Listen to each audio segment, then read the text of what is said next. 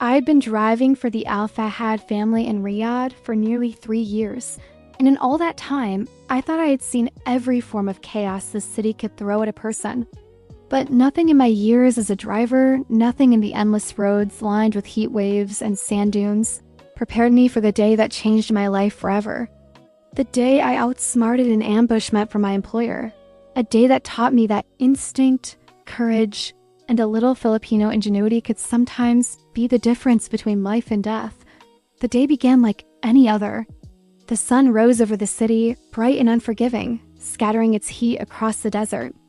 I started early, polishing the black armored SUV until it shone like glass, checking tires, fuel, and even the small details that often go unnoticed: seatbelts, mirrors, air conditioning. My employer, Sheikh Faisal, was scheduled to visit a remote compound about 60 kilometers outside Riyadh. It was a routine inspection, something he did every week, and he liked to travel with a minimal entourage to keep things simple. That day, it was just him, his assistant, and me. No bodyguards, no backup. Only the SUV and my knowledge of the roads. I remember the moment he stepped into the vehicle. He smiled at me, a calm, trusting smile that always made me feel responsible for more than just the car. "Good morning, Juan. I hope the roads are kind today." I nodded, gripping the wheel. "Good morning, Sheikh. Don't worry. I know these roads like the back of my hand." The highway stretched endlessly ahead, a ribbon of asphalt cutting through the desert. I drove cautiously, but I knew the roads well enough to predict the occasional sand drift or pothole hidden beneath the glare of the sun. My mind was alert but relaxed, until the first sign that something was wrong appeared. A black SUV, almost identical to ours, emerged from a sandstorm on the horizon. It was too precise, too synchronized to be coincidental. I slowed the vehicle slightly, observing. Then another car appeared and another, each moving in formation, approaching from both sides of the road. My stomach tightened. I had driven long enough to know that coordinated vehicles in this formation were not delivering sandwiches or newspapers. They were planning something, and they were planning it for us. I kept my voice calm, betraying nothing of the tension I felt. "Sheikh, please keep your head down. We may encounter some traffic," I said, forcing a casual tone. He looked at me with mild confusion. "Traffic? At this hour?" I didn't answer. My eyes scanned the desert flanks, the empty stretches of sand where an ambush could be set. My hands tightened on the steering wheel. I had to think fast. This wasn't about driving skills. This was about survival. The first shots rang out sharp, deliberate, and terrifying. The front tire of the SUV shuddered as bullets ricocheted off the armored panels. The Sheikh ducked instinctively, his assistant screaming. My heart pounded, but my mind was coldly calculating. I needed to get us out, but the standard maneuvers wouldn't work. There was no highway exit, no backup. Only the desert stretched around us, a potential grave. Then instinct kicked in. I had grown up navigating crowded streets in Manila, weaving through chaos that seemed impossible to survive. I remembered a trick my father taught me. Use the environment to your advantage, confuse your pursuers, and never give them a straight target. The desert was our advantage. I swerved the SUV into a shallow sand dune, the wheels kicking up a cloud of golden dust. The ambushers followed, but the sand slowed them. I knew these vehicles weren't equipped for desert off-roading. I slammed the accelerator, launching the SUV up the dune. The attackers fired, but the sand absorbed most of the bullets. One tire spun violently, but I countered by adjusting the weight and angle of the vehicle. The Sheikh's voice trembled. "Juan, what is happening?" I kept my focus on the path ahead. "Trust me, Sheikh. Just stay down. We'll get out." We plunged down another slope into a narrow canyon. It was risky, tight walls on either side, but I had been here before. This canyon connected to a service road that ran parallel to the main highway. If I could reach it, the ambushers would have no choice but to follow blindly, slowing their pursuit. I took a sharp turn, the vehicle scraping against rocks, but I held steady. The ambushers were forced to brake hard, their formation breaking apart. One of their SUVs fishtailed and crashed into the sand.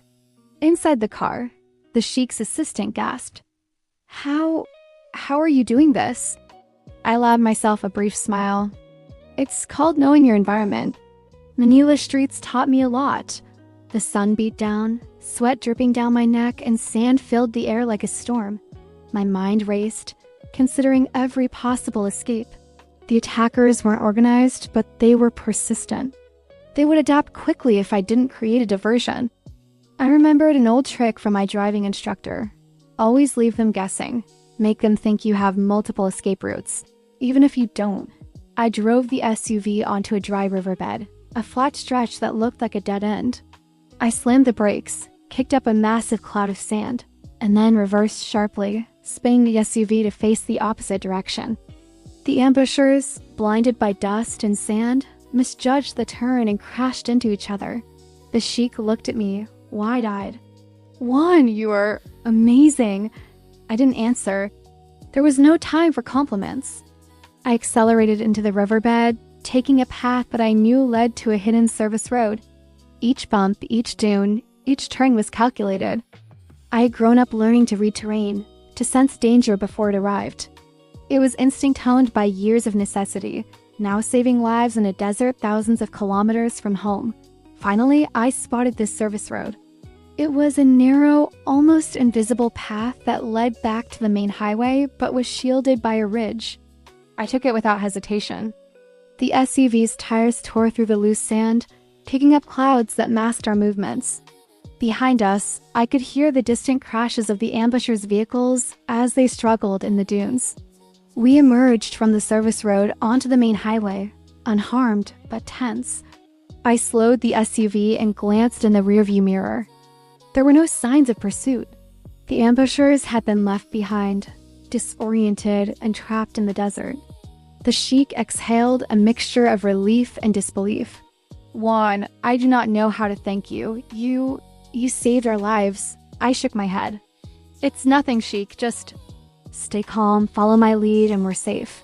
But it wasn't nothing. It was everything. It was years of experience, split-second thinking, and the calm in the storm that made the difference. It was the reason why, in a moment when most would panic, I knew exactly what to do. We drove in silence for a while, each of us processing the events. The sun was high, the desert vast and unyielding, yet we had survived. I kept my eyes on the road, scanning for any lingering threats, but the ambush seemed to have been completely abandoned. The Sheikh finally spoke. "Juan, tell me, how did you know what to do?" I thought about it. About the countless hours navigating Manila's chaotic streets, about reading patterns, predicting movements, trusting instincts.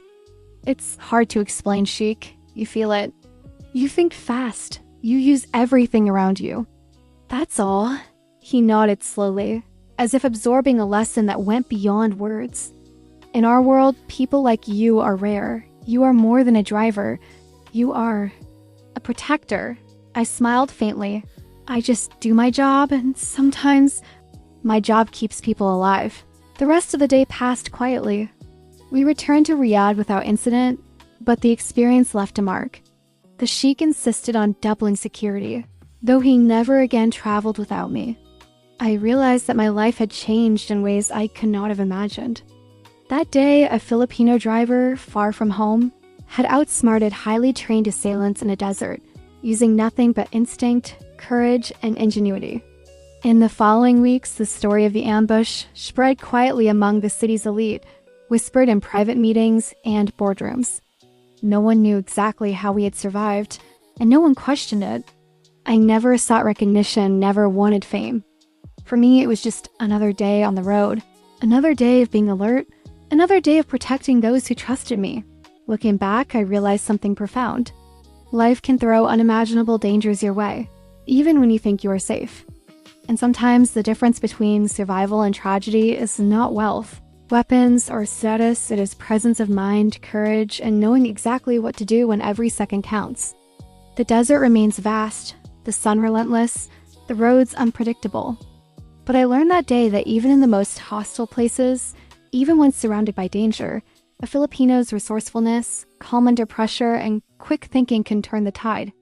It is a lesson I carry with me always, every time I grip the wheel, every time I scan the horizon, every time I navigate not just roads, but life itself. And somewhere in the heat, the sand, and the endless stretches of Riyadh, I know that day will live on, not as a tale of luck, but as a testament to courage, skill, and the quiet heroism that comes from doing your job with unwavering dedication. I am Juan, a driver, a protector, and that day, in the heart of the desert, I became something more.